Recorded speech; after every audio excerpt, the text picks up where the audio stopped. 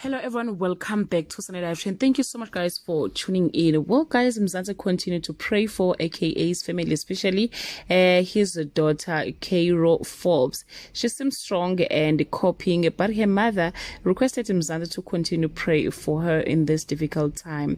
Today it was her father's memorial service and the little princess tried to be strong, but the pain was too much. She also couldn't hold her tears, but what touched many people was when Kairo stood up and gave a hug to her father's girlfriend, Nadia, who was also crying.